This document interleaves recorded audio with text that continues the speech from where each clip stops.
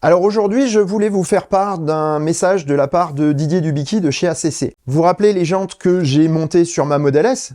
Elles plaisent ou elles plaisent pas? Eh bien, le constructeur a décidé de les arrêter. Du coup, vous pouvez faire une bonne affaire chez ACC puisque ces jantes sont vendues avec 70 € de remise par jante et donc jusqu'à ce qu'il n'y en ait plus. Voilà, donc je vous mets le lien en description si jamais ça vous intéresse. Le Cybertruck fait décidément couler beaucoup d'encre ces derniers temps, avec l'accélération des efforts de Tesla pour le faire entrer en production au plus vite.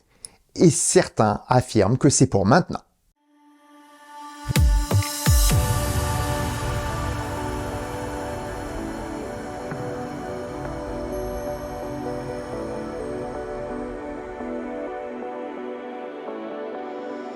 Si ça te plaît, mets un pouce vers le haut et commente. Si ça te plaît beaucoup, abonne-toi.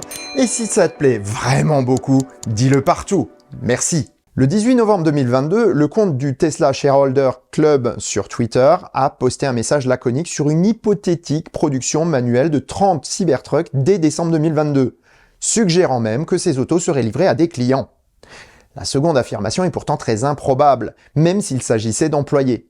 Pour ne pas dire impossible. En effet, pour livrer des autos à des clients, il est nécessaire d'obtenir la certification de l'EPA et de réaliser tous les tests d'homologation, dont les crash tests.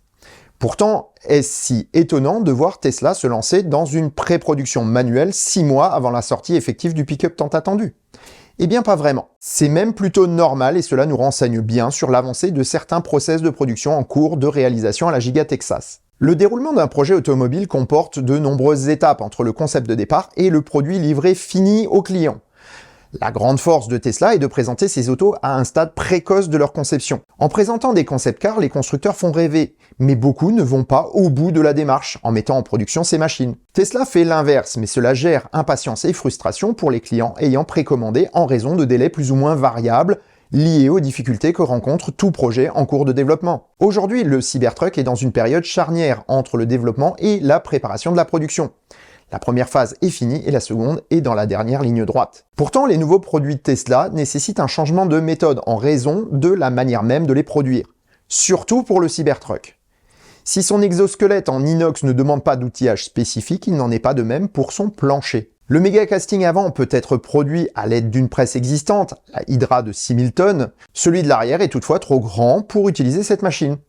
Tesla a développé en collaboration avec son fournisseur italien une machine 50% plus grande, et c'est elle qui va déterminer la réelle mise en production d'exemplaires de pré-série.